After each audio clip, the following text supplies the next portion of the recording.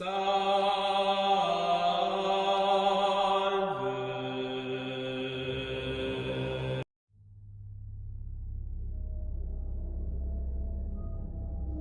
kayo sa lugar na ito dahil isa itong pugad ng mga morong.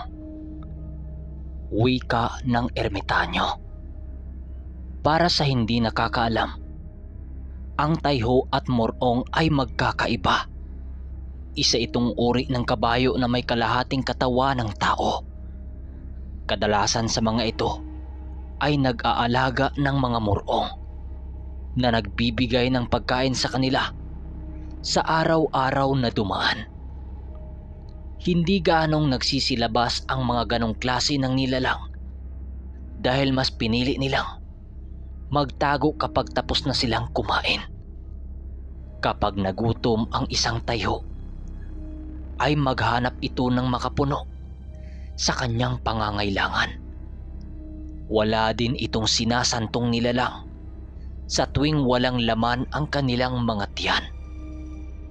Kadalasan itong namamalagi sa mundo ng mga tao, lalong-lalo na sa mga malalaking ilog na palaging dinadarayo ng mga tao. Ang morong naman ay ang uri ng mga ahas na may mga paa na sobrang makamandag. Hindi naman gaanong mapanganib ang mga tayho, puwera lamang kung walang tumawag dito na mga nilalang upang maging kasangga nila. Ayon kay Manong Duming, na mapusok umano ang mga nilalang na ito. Huwag kayong gagawa ng ingay kahit na anong mangyari. Tahimik tayong tatawid sa pugad na ito upang hindi magising ang mga morong na nasa paligid. Tandaan nyo, mas higit na mapanganib ang mga morong kumpara sa mga tayho. Dagdag ng ermitanyo. Nang marinig ito nila Tonyo at Mang Carpio, pinili nilang patayin ang nagliliyab ng mga sulo ng kanilang pangkat. Ayaw kasi ng ganong uri ng mga nilalang ang makaramdam ng init kapag oras na ng kanilang pamamahinga. Sinuli din noon ang nauna sa kanilang pangkat dahil siya ang merong napakatalas na mga paningin. Sa pagpatuloy ng kanilang pag-usad ay merong nasipat sinuling mahabang buntot ng dambuhalang ahas. Gumagalaw ito sa lupa kung kaya't tsimpuhan ang pagtawid nila sa pugad ng mga morong. Dahil sa ingat na ingat sila sa bawat galaw, ay halos abutan sila ng ilang oras makatawid lamang sa lugar na yon. Hindi rin sila gumagawa noon ng ingay dahil alam nila ang kahantungan kapag merong isang morong ang kanilang magambala. Kahit ano pang lakas ng mga karga nilang taglay, ay hindi nila matatakasan ang pugad na yon dahil sa sobrang daming nakatira na mga nilalang. Aminado din noon sila Manong Duming na dalawa lamang sa mga morong ang kaya niyang harapin ng sabay-sabay. Kapag nagkataong mapaikutan sila ng ganong mga nilalang, ayun na ang kanilang kamatayan. Ilang minuto pa ang dumaan, nakatawid naman sila ng ligtas.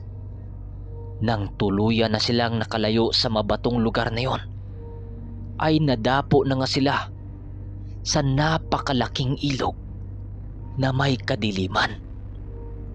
Tapos yung mga puno, halos triple ang taas kumpara sa mga puno ng mga tao sa mundo.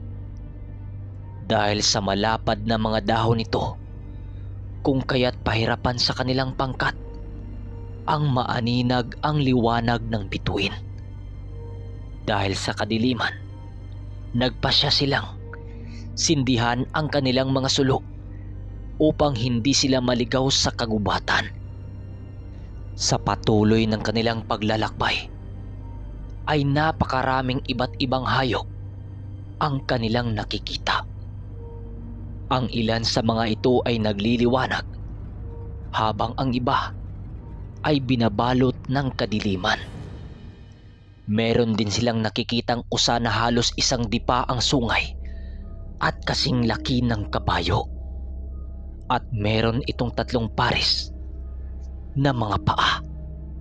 Pagsilay ng usa sa sulong dala-dala ng kanilang pangkat ay agad naman itong kumaripas ng takbo upang makalayo sa kanilang grupo. Hindi na nila ito nagawang pansinin dahil nakatuon lamang ang kanilang wisyo sa paghanap kay Kastansyo. Nang madapo na sila sa pusod ng gubat, doon nila nakita ang isang punong nagliliwanag ang kulay sa gitna ng napakalapad na sapa. Ayon sa ermitanyo na ang punong yon ay ang pinagmula ng buhay ng lahat ng puno sa kagubatang yon. Ang sapang pumapalibot sa puno ay nagsisilbing inuman ng lahat ng mga nilalang na nakatira sa lugar. Ayon pa sa ermitanyo na kapag ang punong yun ay nalason ng masamang elemento ay maaaring yun na din ang katapusan ng kagubatan sa lupaing yun. Manong, pwede ba nating lapitan ang punong yan? Tanong ni Nuli. Ha? Lapitan mo ang punong yan? Sigurado ka ba? Tingnan mo ng maigi ang mga nagbabantay sa punong yan. Sagot naman ng ermitanyo. Nang marinig ito nila Nuli, ay ninais niyang titigan ang puso ng kagubatan. Pagsipat niya sa lugar, doon niya nakita ang napakalalaking mga nilalang na may taong katawan sa itaas na bahagi nito at sa kabayo ang pang-ibaba nito. Pero malayong malayo ito sa mga tayho. Matitipuno din ang mga ito na may dala-dalang tig-isang palakol na nagliliwanag. Hindi ito gumagalaw at hindi rin ito basta-bastang makikita. Nanlilisik ang mga mata nito na halos hindi mo makitaan ng pagkurap. Kulay kayumanggi ang balat ng mga nilalang na yon at walang kasuotan pang itaas. Ayon kay Manong Duming na ang nilalang nagbabantay sa puno ng gubat ay ang mga uri ng diablong tayho sa lupa. Isinumpa ang mga ito ng bathala na magkaroon sila ng walang hanggang buhay at babantayan ang bawat pusod ng kagubatan. Kapag nagtangka silang suwayin ang sumpang ibinigay sa kanila, ay tuluyan silang maging bato hanggang sa maging lupa at buhangin. Dagdag pa ng ermitanyo na masyadong mapanganib sa kanila ang mga abilidad ng mga nilalang na yon, dahil sa meron itong kakayahan na pasunurin ang lupa sa anumang aspitong pakipagdigma. Habang dinaraanan nila ang malawak na sapang yon, kitang-kita nila ang pagsunod sa kanila ng mga paningin ng dyablo. Hindi naman nila ito gaanong pinansin at patuloy lang sila sa paglalakad dahil wala naman silang masamang binabalak sa binabantayan nito. Ang akalang mga tayho lang at tikbalang ang naninirahan sa lugar na yon ay nagkakamali si Nuli. Ilang oras pa ang dumaan, nadapo na nga sila sa tribo ng mga tayhong puti na naninirahan sa gubat. Dahil sa kasangga ni Manong Duming ang ilan sa mga ito, kaya hindi sila nahirapang makituloy sa kanilang tribo. Ayon kay Manong Duming na ang mga nilalang na yon ay ang tinutulungan ng Dalupaho sa oras ng labanan nito. Mababait ang mga ito at hindi nakikilam sa mga ordinaryong gawain ng mga tao. Ayaw din nilang magbigay ng sakit sa kapwa nila, maliban lamang sa mga itim na uri nito na sobrang napakasasama. Sa paglapit ng ilan sa mga ito kay Noli, amoy na amoy nila ang kakaibang halimuyak ng mga katawan nito. Dahil sa hindi nila alam ang salitang ginagamit ng mga yon, kung kaya't hinayaan nila ang dalawang ermitanyong makipag-usap dito. Bago pa man sumapit noon ang umaga, laking gulat na lamang niya nang masilaya niyang gumagawa ng pagkain ng tao ang mga tayhong kanilang naging kaibigan. Para bang binabasa ng mga ito ang kanilang isipan upang iangkop sa kanilang mga panlasa ang mga pagkain kanilang ihihanda. Sa bawat paghawak ng mga ito sa lupa ay umusli dito ang mga malakamuting bagay. Sa pagpatuloy ng pagmamasid dito nitong si Noli, ay halos hindi niya mamalayan ang mga sinasabi sa kanya ni Tonyo. "Uy, Noli, anong tinititigan mo?" tanong ni Tonyo. "Hindi mo ba nakikita ang mga ginagawa ng mga tayhong ito? Tingnan mo ang nilalang na yon, Tonyo. Binubungkal ang lupa upang makakuha lamang ng mga pagkain sa lupang yon. Hindi ko alam kung may sabulag ba ang mga yan, dahil kahit anong gawin ko, hindi ko mabasa ang salamangkang bumabalot dito." Sagot naman ni Noli habang tinuturo ang mga tayho. Nang masilayan ito ni Tonyo at Danilo, maging ang mga ito, gulat na gulat sa ginawa ng mga tayho. Agaran niya noong nilapitan si Manong Duming upang maisangguni ang kanyang mga katanungan.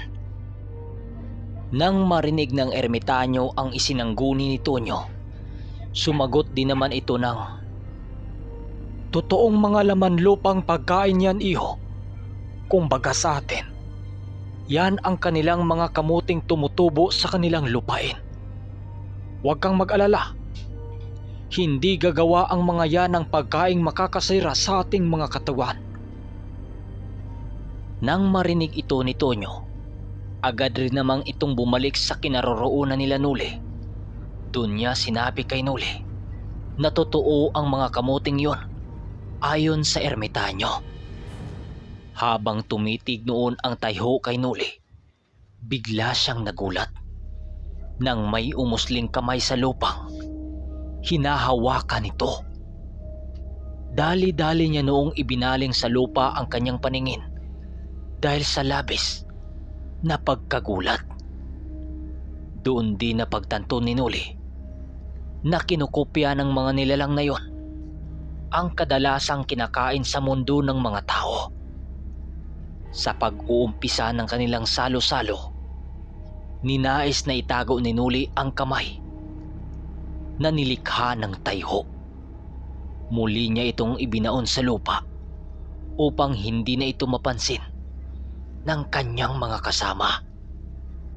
Habang masaya silang kumakain, sa hindi inaasahang pagkakataon ay merong naliligaw na nilalang na nagbabantay sa lagusan. Bigla namang naalarma si Noli noon, gawa ng tatlo na itong sumusugod sa tribo. Ang mga tayho namang naroroon ay nagsisipulasan ng dahil sa mga nilalang na yon. Dahil sila Manong Duming lamang ang may kakayahang labanan ito, kung kaya't napagpasyahan nilang ipagtanggol ang tribo ng kanilang kaibigan. Sa pagsugod ng mga nilalang na yon, dali-dali namang kinuha nila Tonyo ang kanilang mga armas. Paglapit nito sa kanilang kinaroroonan, agaran din naman itong winasak ang hapagkainan na kinilang pinagtitipunan. Galit na noon ang dalawang ermitanyo dahil nang hindi na ginalang ng mga ito ang labis na pagod ng mga tayong kanilang kaibigan sa pagkuha ng mga pagkaing yon. Nang makuha ni Nuli ang kanyang tanikalang may latigo sa dulo, agad naman niya itong itinali sa isa sa mga nilalang na kanilang kalaban.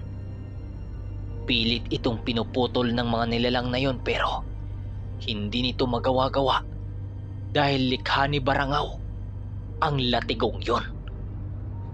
Sila Tonyo naman at Manong Duming ay abala sa iba nitong kasama na siyang humarap sa kanila. Sa bawat pagsugod ng mga ito ay ang pag-atake naman nila Nuli na parang galit na ito sa mga nilalang na yon.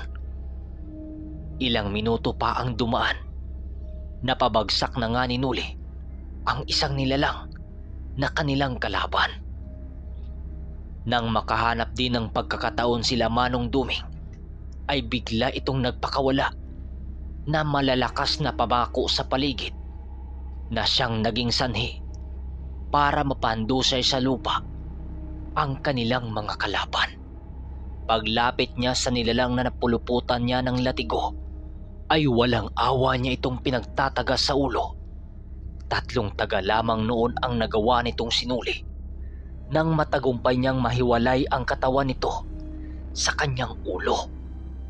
Sila Manong Duming naman noon ay inilagay sa buti ang buhok ng masasamang nilalang na namatay upang pag-aralan ito. Hindi niya lubusang mawari noon kung paano kumalat ng ganon kabilis ang ganong mga nilalang. Ang inaakala kasi ng ermitanyo, nagawa rin ito ng maitim na mga tayho na merong dugo ng isang diwatang itim. Ginagawa lamang ito ng ganong uri ng nilalang kapag meron silang binabalak sa mga puting tayhong tinitirhan ito. Nang tuluyan ng mapatay nila Nuli ang kanilang mga kalaban, ninais naman nilang hanapin ang mga engkantong kanilang kaibigan. Okay, grabe mga kaermitanyo no. Hindi pa man sila ganong nakalayo sa lugar, marami na silang nakakarap. Paano pa kaya kung magpatuloy pa sila sa may dulo? At makikita kaya nila si Castancio? Yung dalawa. Abangan natin ang susunod na episode. Huwag niyong kalimutang mag-like at mag-subscribe sa ating channel upang walang maliligaw sa bawat kwento natin. Yun lang. Maraming salamat. Hanggang sa pagbabalik ng Ang Ermitanyo.